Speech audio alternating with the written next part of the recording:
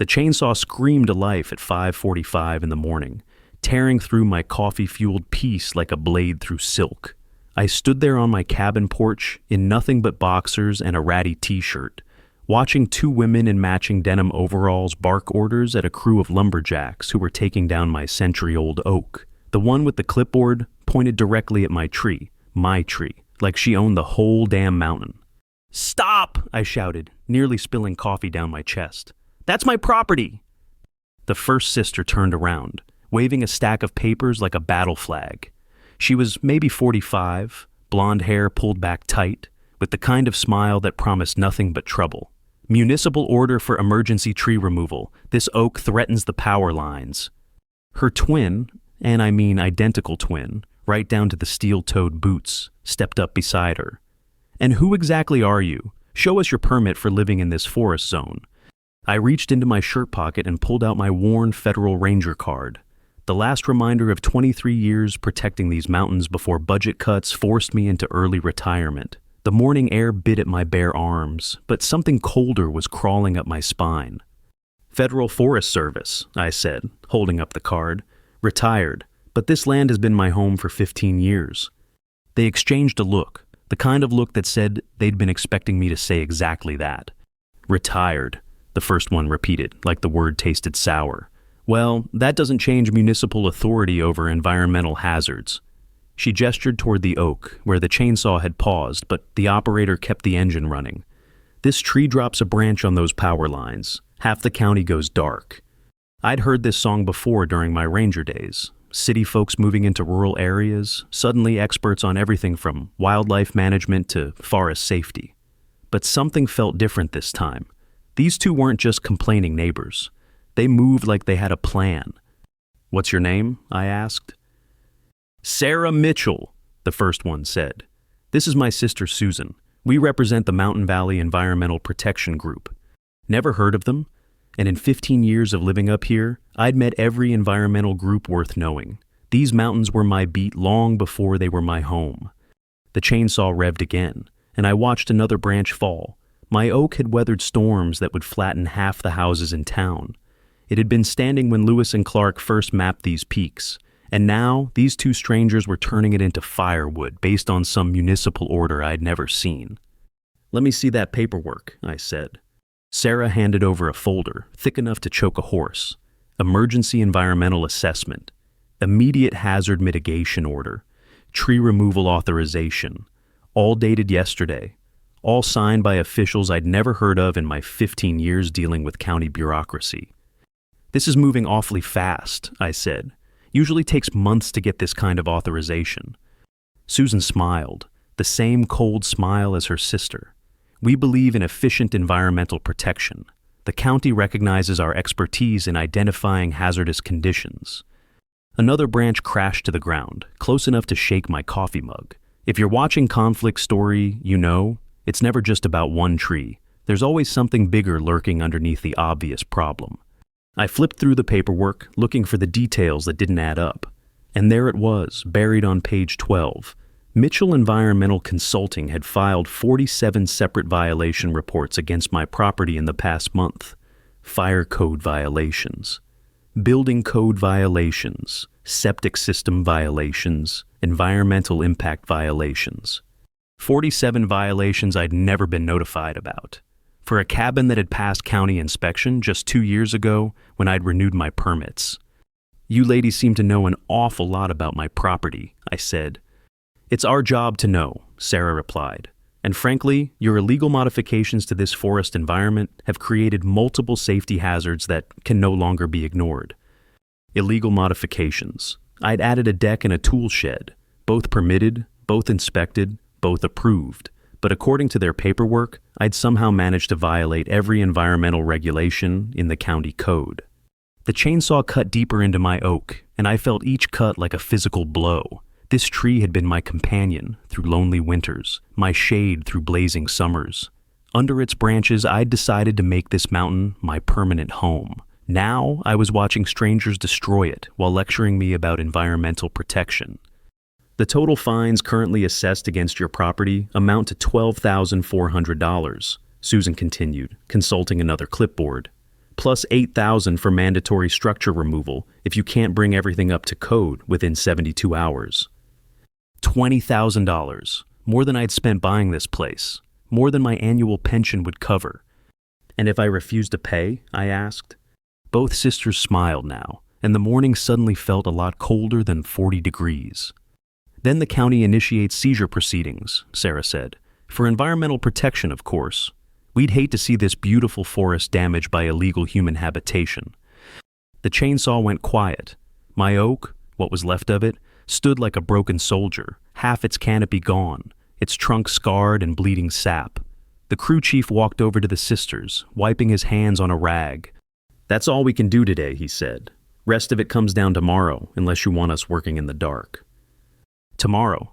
They'd finish killing my tree tomorrow, and then they'd come for my cabin.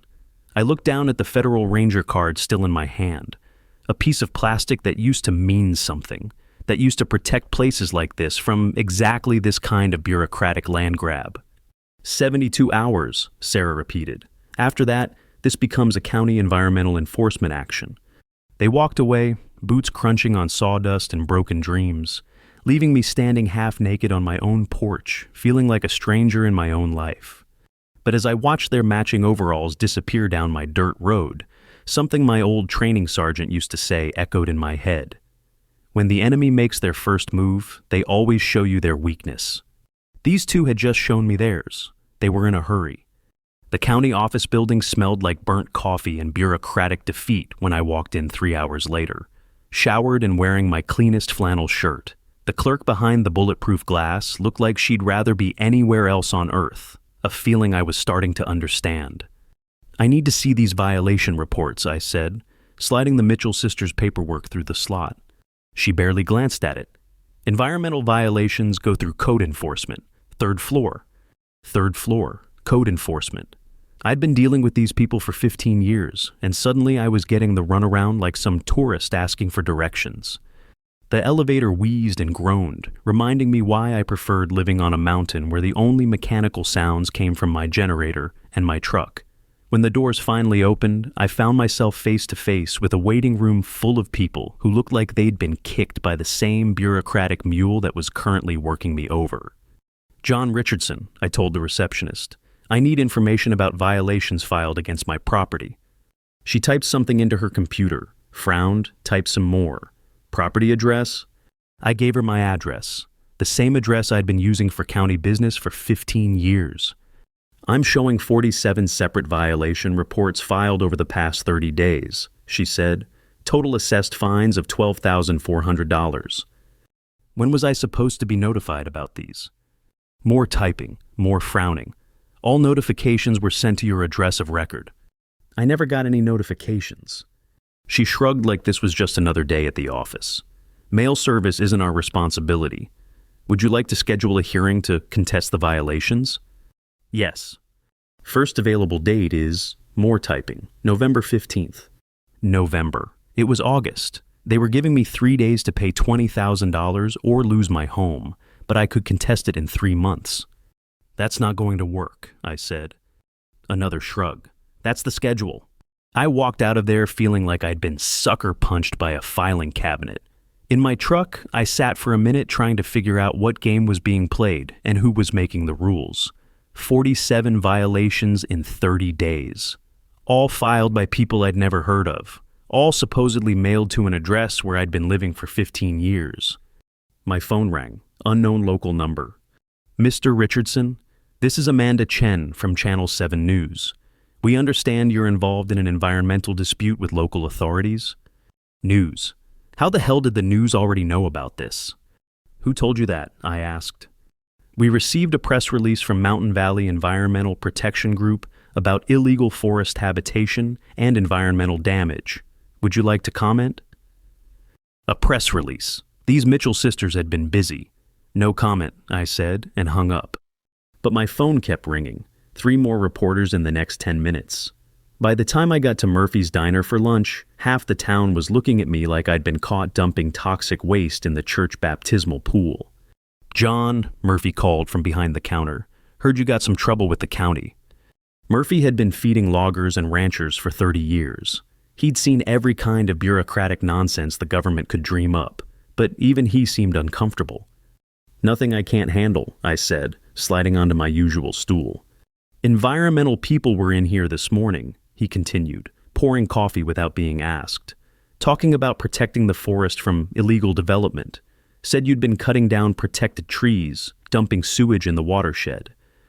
Cutting down trees, dumping sewage. I'd spent 23 years protecting forests, and now I was being painted as some kind of eco-terrorist. "Murphy, you know me. You've known me for 15 years. He nodded, but I could see the doubt in his eyes. When people hear the same lie often enough, they start believing it might be true. The bell above the door chimed, and in walked Sarah and Susan Mitchell, still wearing their matching overalls like some kind of environmental protection uniform. They took a booth near the window, talking loud enough for everyone to hear. "The damage assessment is worse than we thought," Sarah was saying. "Illegal septic system has been contaminating groundwater for years." "And the fire hazard from all that unpermitted construction," Susan added. "One spark and half the mountain could go up in flames." They were performing for an audience, and Murphy's Diner was their stage, every word carefully chosen to make me sound like a menace to public safety. I turned around on my stool. "Ladies." Both of them looked up with those identical fake smiles. "Mr. Richardson," Sarah said, "we were just discussing the environmental restoration timeline for your property." "My property is fine, always has been." "According to our soil and water testing, that's simply not accurate," Susan replied, pulling out yet another folder.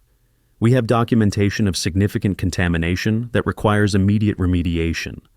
Soil and water testing, on my property, without my permission or knowledge." "When did you test my soil and water?" I asked. "Last month. Standard environmental assessment protocols." "You were on my land without permission?" Sarah's smile got wider. "Environmental protection takes precedence over property rights, Mr. Richardson. I'm sure a former federal employee understands that principle." The whole diner had gone quiet now. Everyone listening, everyone watching, everyone forming opinions about the hermit who'd been living illegally in the mountains, poisoning their water and threatening their safety. Have you ever felt a whole room turn against you? It's like watching storm clouds gather, knowing the lightning's coming, but not being able to find shelter. I threw a $5 bill on the counter and walked out. Behind me, I could hear the Mitchell sisters continuing their performance, explaining to anyone who'd listen how they were working tirelessly to protect the community from environmental criminals like me.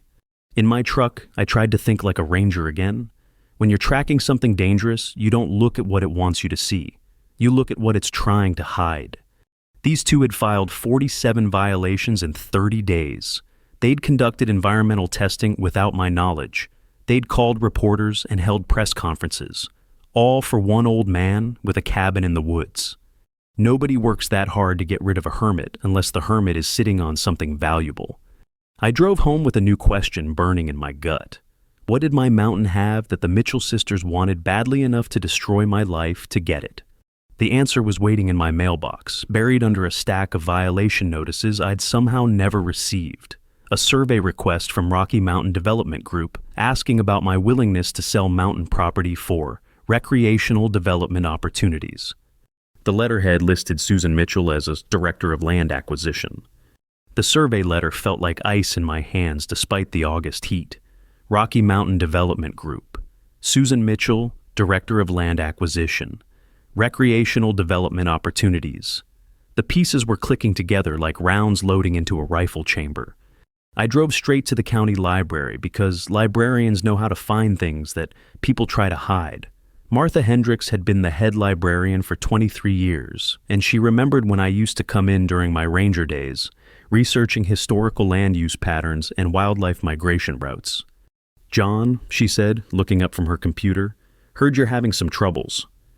"Martha, I need to look at development permits and land use applications for the past 2 years, specifically anything involving Rocky Mountain Development Group." Her fingers flew across the keyboard with the efficiency of someone who'd spent decades helping people find answers. "Here we go. Rocky Mountain Development Group filed preliminary applications for a ski resort development project 18 months ago. Proposed location." She paused, reading the screen. "Section 12, Township 15 North, Range 8 West." My blood went cold. That's my section. Covers about 3,000 acres. Proposed investment of $15 million. 250 ski runs, 4 lodge complexes, gondola system. She looked up at me. John, this would be the biggest development project in county history. What happened to the application? Suspended pending environmental review and land acquisition. She clicked through more screens. Looks like they need to acquire several private parcels before the project can move forward.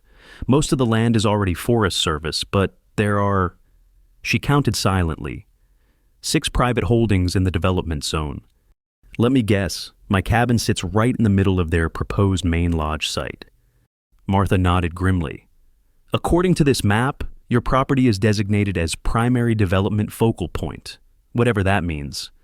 It meant my little cabin was standing exactly where they wanted to build their main ski lodge. It meant the Mitchell sisters weren't environmental protectors. They were advanced scouts for a development company that needed my land and couldn't take no for an answer. Martha, can you print me everything you've got on this Rocky Mountain Development Group? 20 minutes later, I walked out with a folder thick enough to stop a bullet. Articles from the Business Journal about the Mitchell sisters' previous developments in Colorado and Utah. Environmental protection groups they'd created in each location. Local property owners who'd been forced to sell after sudden discoveries of environmental violations. The pattern was always the same. Create an environmental group, file violations against targeted properties, generate negative publicity, force owners to sell cheap rather than fight expensive legal battles, then dissolve the environmental group and build luxury developments on the protected land. I was reading about their Utah project when my phone rang. Unknown number again. Mr. Richardson, this is Deputy Marshal Edwards with the County Sheriff's Office.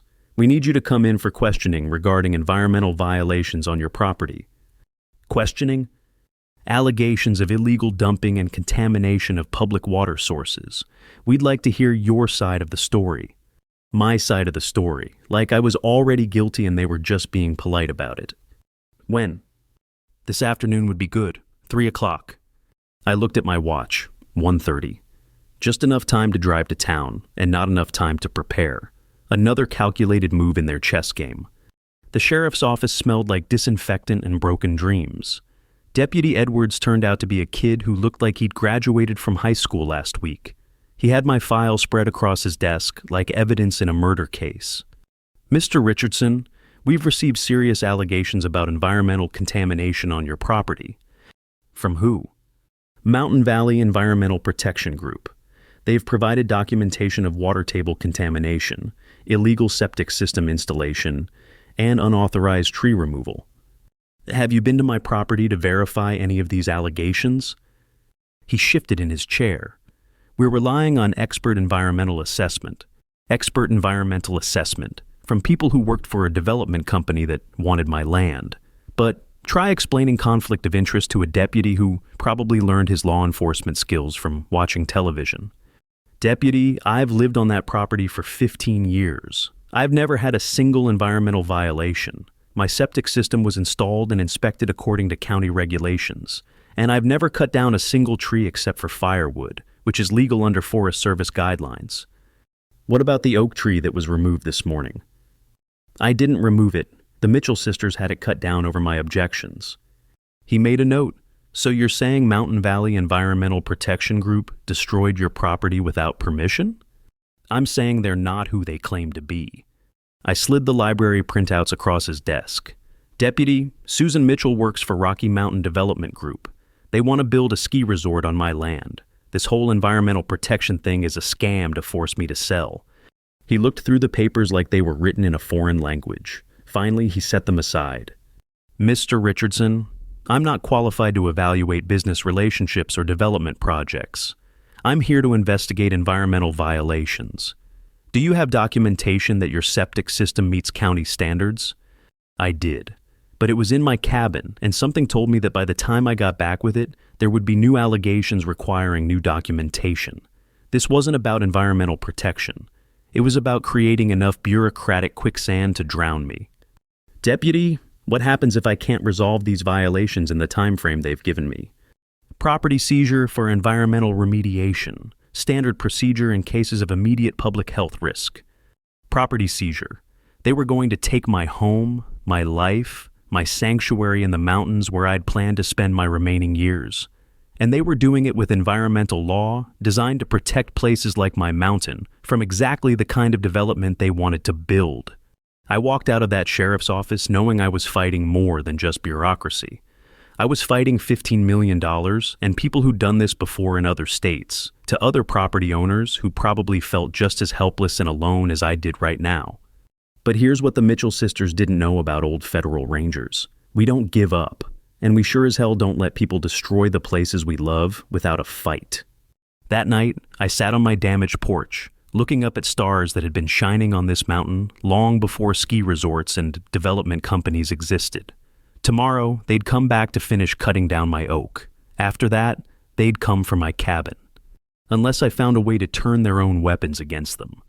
The sound of chainsaws woke me at dawn, but this time, I was ready for them. I'd spent half the night going through every piece of paperwork I owned, looking for the one document that might save my home, and I'd found it, buried in a manila folder I hadn't opened in 10 years. Federal Land Trust Agreement, dated 1987.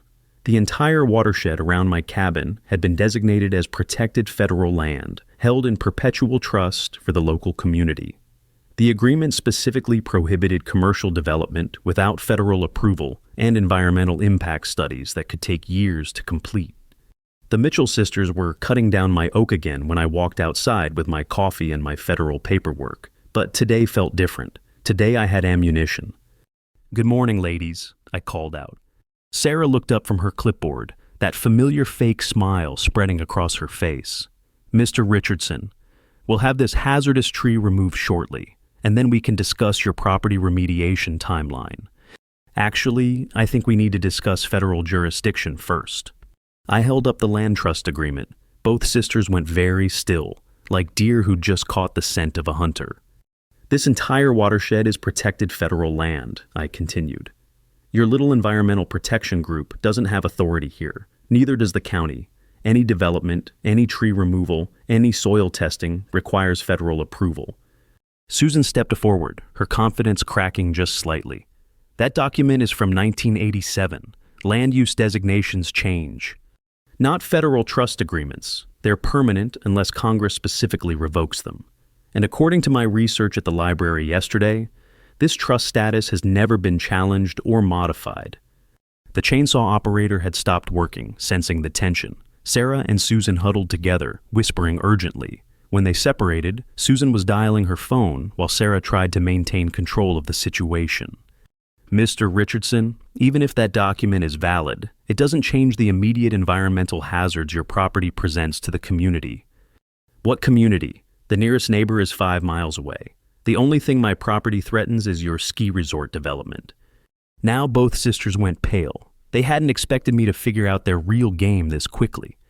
"We don't know what you're talking about," Sarah said, but her voice had lost its authority. "Rocky Mountain Development Group, $15 million ski resort. You need my property for your main lodge site. I folded the federal agreement and put it back in my pocket. Here's what's going to happen. You're going to stop cutting my trees, pack up your fake environmental violations, and find somewhere else to build your resort." Susan finished her phone call and walked back over. "Mr. Richardson, you're making a serious mistake, fighting development that would bring jobs and prosperity to this community. Jobs for who? The people you're planning to displace? The wildlife habitat you're planning to destroy?" "We're following all environmental regulations," Sarah insisted. "No, you're creating fake environmental emergencies to steal people's land. And now you're doing it on federal trust property, which makes it a federal crime." The sisters exchanged another look, and I could see them recalculating their strategy in real time. These weren't environmental activists. They were businesswomen who'd built a career out of legal land grabs. But they'd never run into federal trust law before. "The county has already approved our environmental assessments," Susan said. "The county doesn't have jurisdiction over federal trust land. The Forest Service does. And I spent 23 years working for the Forest Service." I pulled out my phone. "Want me to call my old supervisor and ask him to send federal agents out here to investigate unauthorized development activities on protected land?" For the first time since this whole mess started, I watched the Mitchell sisters blink first. Susan gestured to the chainsaw crew. "Pack it up," she told them. "We'll resume work tomorrow after we clarify jurisdictional issues." "No," I said. "You'll resume work never. This is federal land, and I'm the legal resident under the trust agreement. Any further harassment will be reported to federal authorities as an attempt to interfere with protected land use." The crew loaded their equipment while the sisters stood there looking like they'd been slapped by a fish they thought was already dead. But I could see the gears turning behind their eyes. They weren't giving up. They were regrouping. After everyone left, I called my old Forest Service supervisor in Denver. Tom Bradley had been my boss for 15 years, and he owed me a few favors from the times I'd covered his mistakes with district management. "John, haven't heard from you in ages. How's retirement treating you?"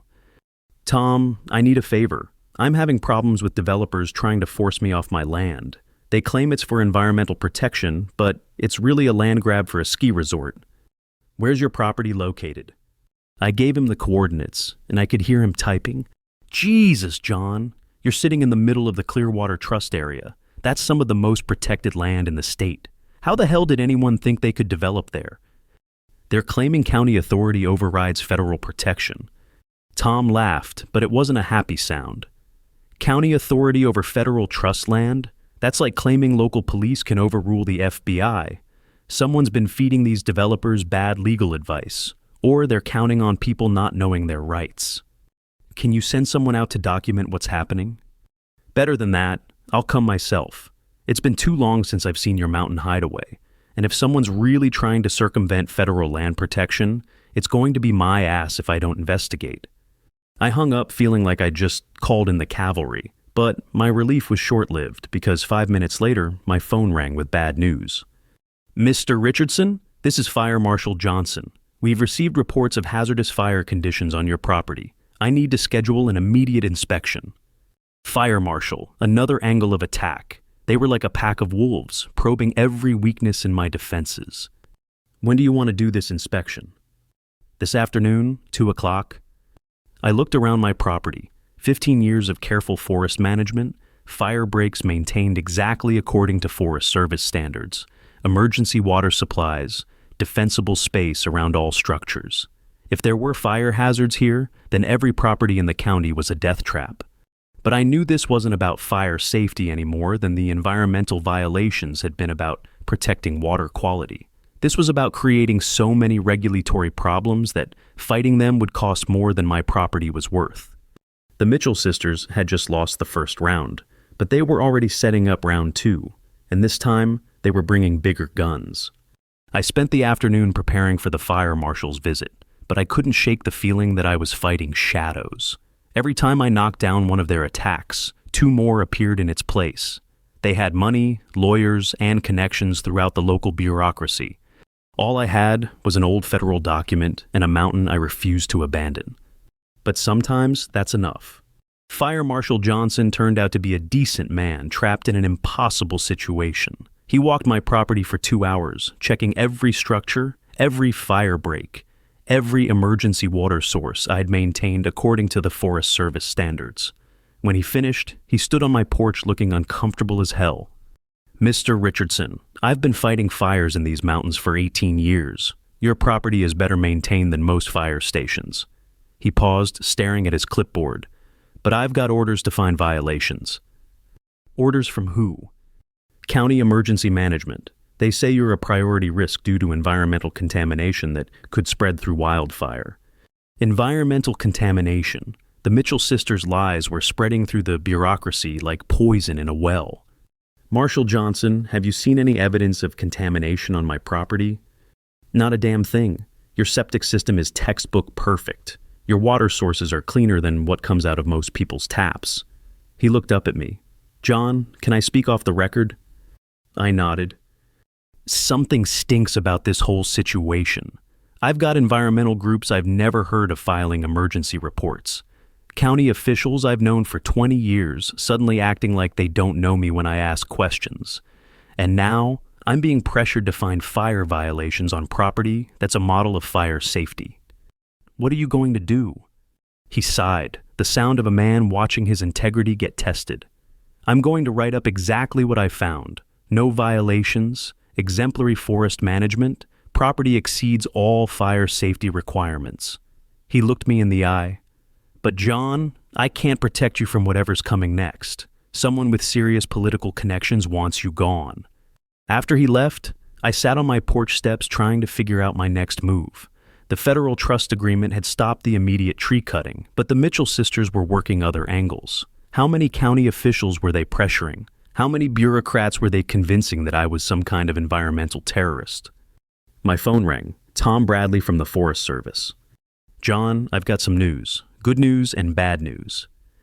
Give me the bad news first. The Rocky Mountain Development Group filed a federal lawsuit 3 days ago, challenging the Clearwater Trust Agreement. They claim it's outdated and conflicts with current land use needs. They've got senators and congressmen backing them up. My heart sank. And the good news? Federal court injunction. All development activities in the trust area are suspended pending judicial review. That includes county enforcement actions based on environmental claims. Your property is officially protected under federal jurisdiction until this gets resolved. How long will that take? Could be months, could be years. Federal land trust cases move slower than continental drift. Months or years. I could live with that. But even as relief washed over me, I knew the Mitchell sisters wouldn't give up this easily. $15 million was too much money to walk away from without exploring every possible angle. I was right. They explored their next angle that evening. I was splitting firewood behind my cabin when I heard vehicles coming up my road. 3 trucks, county sheriff, fire marshal, and a white SUV I didn't recognize. They parked in front of my cabin like they were surrounding a crime scene. Deputy Edwards got out of the sheriff's truck, but he wasn't alone. An older man in an expensive suit climbed out of the SUV, someone with the kind of authority that makes younger men nervous. "Mr. Richardson," Deputy Edwards called, "we need to speak with you." I set down my axe and walked over, federal trust agreement folded in my back pocket like a talisman. "Gentlemen." The man in the suit stepped forward. "Mr. Richardson, I'm District Attorney Morrison. We've received credible evidence that you've been threatening local environmental workers and interfering with legitimate county business." Threatening environmental workers. I almost laughed, but Morrison's expression warned me this wasn't funny. "What kind of threats?" "Verbal intimidation, obstruction of official duties, interference with environmental protection activities." Morrison opened a folder, thick with papers. "We have multiple witness statements describing threatening behavior." Witness statements? From who? The chainsaw crew that barely spoke English? The Mitchell sisters who'd been trying to steal my land? "Mr. Morrison, I've never threatened anyone. I've only asked people to stop trespassing on my property and cutting down my trees." "According to our witnesses, you claimed federal authority to override county environmental protection. You threatened to call federal agents to arrest county workers doing their jobs. They were twisting everything, turning my legal defense into criminal behavior. When you can't beat someone legally, you criminalize their legal actions and hope a jury believes your version of events." Fire Marshal Johnson was standing behind Morrison, looking like he wanted to be anywhere else. Our eyes met briefly, and I saw an apology in his expression that told me he'd been pressured to sign something he didn't believe. "Mr. Richardson," Morrison continued, "I'm prepared to offer you a deal. Plead guilty to misdemeanor obstruction, pay a fine, and agree to sell your property to resolve the underlying environmental issues. We can make this whole problem go away." Sell my property. There it was, the real goal behind all the legal maneuvering. They couldn't force me to sell, so they were trying to make staying more expensive than leaving. "And if I refuse?" "Felony charges, obstruction of federal investigation, since you claimed federal authority, terroristic threatening, conspiracy to interfere with environmental protection." Morrison's smile was colder than January wind. "Mr. Richardson, you're looking at 2 to 5 years in federal prison." Federal prison, for protecting my own land from people trying to steal it, for Invo. Federal prison. The words hit me like a physical blow, but I'd been in tight spots before during my ranger days. When someone's bluffing with cards they don't actually hold, they usually overplay their hand. "Mr. Morrison," I said, keeping my voice steady, "before we discuss felony charges, maybe you should call the Forest Service and verify federal jurisdiction on this property." Morrison's confident smile flickered. We've already consulted with appropriate federal authorities. Which ones? Because my former supervisor Tom Bradley is driving up here tomorrow morning to investigate unauthorized activities on federal trust land. He seemed very interested in people claiming county authority over protected federal property. Deputy Edwards shifted nervously. Fire Marshal Johnson was staring at his boots like they contained the secrets of the universe. Morrison's expensive suit suddenly looked less impressive. Mr. Richardson, federal consultation doesn't change the criminal charges you're facing. Actually, it does. Threatening federal agents with arrest for doing their jobs on federal land? That's a federal crime. Conspiracy to circumvent federal land protection? Also, federal. I pulled out my phone. Should I call Tom and ask him to bring FBI agents when he comes tomorrow? The temperature seemed to drop 20 degrees. Morrison exchanged glances with Deputy Edwards, and I could see them both doing rapid mental calculations about career consequences. Perhaps we should postpone this discussion until jurisdictional issues are clarified, Morrison said finally. After they left, I called Tom Bradley back. Tom, they just threatened me with federal prison for invoking federal protection on federal land. They what? Tom's voice went from friendly to dangerous in half a second. John, someone's either completely incompetent or deliberately trying to circumvent federal law. Either way, this is now officially a federal investigation. What does that mean?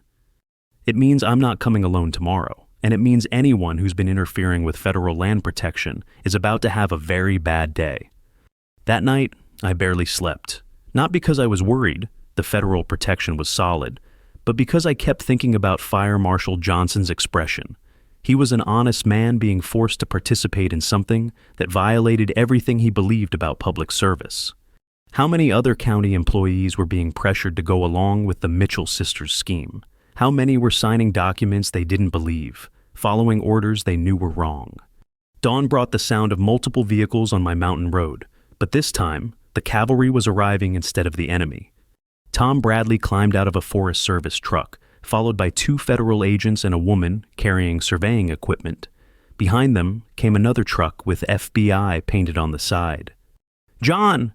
Tom shook my hand like we were old friends meeting at a reunion instead of federal employees dealing with a land dispute. Meet Agent Sarah Chen from the FBI Public Corruption Unit and Agent Mike Torres from Fish and Wildlife Criminal Investigation. Public Corruption Unit. This was bigger than I'd realized. We've been tracking the Mitchell sisters' activities across 3 states, Agent Chen explained. They've used the same pattern in Colorado and Utah. Create fake environmental groups, file fraudulent violations, pressure local officials, force property sales. But this is the first time they've tried it on federal trust land. What happens now? I asked. Now we document everything, Agent Torres said. Every fake violation, every pressured official, every fraudulent document, and then we arrest everyone who participated in conspiracy to defraud federal land protection. The surveyor was already setting up equipment to document the exact boundaries of the federal trust area. Tom Bradley was taking photographs of my oak tree, or what was left of it after the Mitchell sisters' chainsaw crew got through with it. John, they cut down a tree on federal land without authorization, Tom said. That's destruction of federal property. 5 years mandatory minimum. 5 years mandatory minimum. The same sentence District Attorney Morrison had threatened me with the night before. My phone rang. Sarah Mitchell. Mr. Richardson, we need to talk. I'm listening. There seems to be some confusion about jurisdictional issues. We'd like to meet and resolve this misunderstanding. Misunderstanding. Yesterday it was environmental terrorism. Today it was a misunderstanding. Where do you want to meet? County Courthouse. 1 hour. We'll have our attorneys present to clarify the legal issues.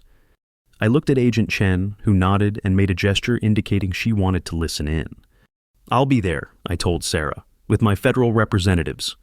1 hour later, we walked into the county courthouse conference room like a federal task force, which I guess we were. Sarah and Susan Mitchell were there with 3 lawyers who looked like they charged more per hour than most people made in a month.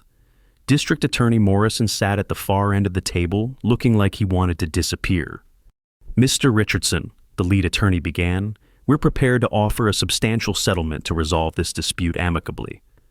Agent Chen leaned forward. What kind of settlement? $200,000 for Mr. Richardson's property, plus relocation expenses and legal fees. $200,000 for land worth maybe $40,000 on the open market. They were scared. And in exchange, Agent Chen asked, Mr. Richardson drops all federal complaints and agrees not to interfere with future development activities in the area. Agent Torres smiled like a predator who'd just spotted wounded prey. Ma'am, federal crimes aren't civil matters that can be settled with cash payments. When you conspired to circumvent federal land protection, you entered our jurisdiction, and we don't negotiate with criminals. The lead attorney's face went pale. Agent Torres, surely we can reach some accommodation? The accommodation is you surrender for booking within 24 hours, or we come find you. Sarah Mitchell finally spoke, her voice shaking. This is all a misunderstanding. We were trying to protect the environment. By cutting down protected trees on federal land? Tom Bradley asked. By filing false environmental reports? By threatening federal residents with arrest for exercising their legal rights? The lawyers huddled together, whispering urgently. When they separated, the lead attorney looked defeated. What are the charges? Agent Chen consulted her notes.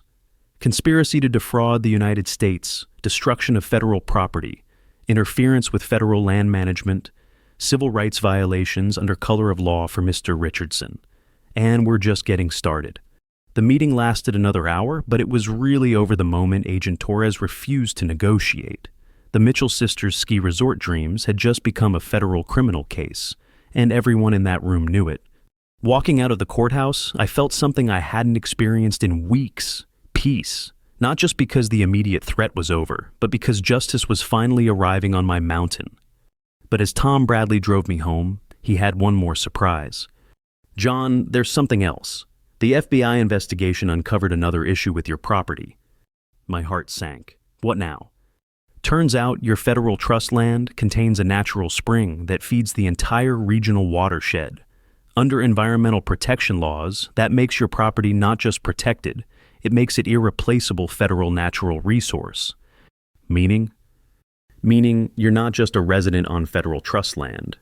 You're the caretaker of one of the most environmentally critical properties in the state. Congratulations. You just became unfireable. 3 months later, I was splitting firewood when I heard a familiar sound, chainsaws in the distance. But this time, they were working on the Mitchell sisters' abandoned equipment compound, dismantling the temporary structures they had built to stage their assault on my mountain. The federal arrests had been swift and thorough. Sarah and Susan Mitchell were facing 15 years in federal prison. District Attorney Morrison had resigned in disgrace after the FBI uncovered his financial connections to Rocky Mountain Development Group. Even Deputy Edwards had been transferred to traffic duty while the investigation continued. But the real victory wasn't the arrests or the prison sentences. It was the silence. No more early morning chainsaws attacking my oak tree. No more fake environmental inspections. No more threatening phone calls from reporters asking about my environmental crimes. Just my mountain, my cabin, and the sound of wind through trees that would never be cut down to make room for ski slopes. Tom Bradley had made good on his promise about the natural spring. The Forest Service had reclassified my entire watershed as critical environmental habitat, which meant it would be protected long after I was gone. Future generations would hike these trails, drink from these streams, and watch eagles nest in these trees without ever knowing how close they came to losing it all to a luxury ski resort. The irony wasn't lost on me. The Mitchell sisters had claimed to be environmental protectors while planning to destroy the environment. In fighting them, I'd accidentally become the environmental protector they'd pretended to be. My phone rang, a number I didn't recognize, but local area code. Mr. Richardson, this is Mary Chen. I'm a reporter with the Mountain Times. We're doing a follow-up story on the federal land protection case. Could I ask you a few questions? A reporter. 6 months ago, that would have filled me with dread. But this was different. This was someone asking about my victory instead of my alleged crimes. What would you like to know? How does it feel to know you saved 3,000 acres of protected wilderness from commercial development? How did it feel? I looked out my window at my oak tree, or what was growing back from its damaged trunk. New branches were already reaching toward the sky, proving that even wounded trees could heal if given the chance. It feels like I was just protecting my home, I said, but I guess sometimes protecting your home means protecting everyone's home. The FBI says this case will be used as a model for prosecuting similar land fraud schemes in other states. Do you feel like a hero? Hero. I almost laughed. Ma'am, I'm just a retired ranger who didn't want to lose his cabin. The real heroes are the federal agents who put criminals in prison where they belong. After I hung up, I walked outside to check on my oak tree's progress. The new growth was strong and healthy, reaching towards sunlight with the determination of something that had survived an attempt to destroy it. That's when I noticed the car parked at the bottom of my mountain road, a sedan with government plates. Tom Bradley climbed out, but he wasn't alone. A young woman in a Forest Service uniform got out of the passenger side. "John," Tom called, hiking up my driveway. "Meet Ranger Sarah Hoffman. She's going to be your new neighbor." Neighbor? Forest Service is establishing a permanent ranger station on the mountain, Sarah explained. With the upgraded protection status, we need someone here full-time to monitor the watershed and protect the habitat. Your property is perfect for the headquarters. My property? Tom grinned. Not taking it, John, partnering with it. You keep your cabin, your privacy, your life exactly like it is. But you'll have a ranger station next door, and you'll have the official title of Volunteer Watershed Protection Specialist. Volunteer Watershed Protection Specialist. After 23 years as a federal ranger and 15 years as a hermit, I was going back to work, protecting the places I loved. What would I have to do? Same thing you've been doing, Sarah said. Live here, take care of the land, report problems. Help visitors understand why this place matters. She paused. The difference is now you'd be doing it with federal authority and a government paycheck. A government paycheck, health insurance, official protection for my mountain, and most importantly, guarantee that no one would ever again try to turn my sanctuary into a ski resort. When do I start? That evening, I sat on my porch watching the sunset paint my mountains in shades of gold and crimson. The federal paperwork was on my kitchen table, making everything official. Tomorrow, workers would begin construction on the new ranger station. Next month, Sarah would move into ranger housing. They were building a respectful distance from my cabin. But tonight, it was just me, my mountains, and the sound of my oak tree's leaves rustling in the evening breeze. Have you ever felt like your whole life suddenly made sense? Like all the struggles and setbacks were just preparing you for the moment when everything clicked into place? That's how I felt as stars appeared over peaks that would never be developed, beside streams that would never be polluted, through forests that would never be clear-cut for luxury hotels. The Mitchell sisters had tried to steal my home to build their empire. Instead, they had accidentally helped me transform my home into a fortress that would protect this wilderness forever. Sometimes the best revenge is living well. Sometimes it's living exactly where your enemies tried to force you to leave, doing exactly what they tried to stop you from doing. And sometimes, just sometimes, the good guys actually win. I raised my coffee mug to the stars and to the mountain that had made me its guardian. Tomorrow would bring new challenges, new responsibilities, new reasons to get up every morning and protect the places that matter. But tonight, I was just a man sitting on his porch, surrounded by 3,000 acres of protected wilderness, listening to his damaged oak tree grow new branches toward the sky. It doesn't get much better than that.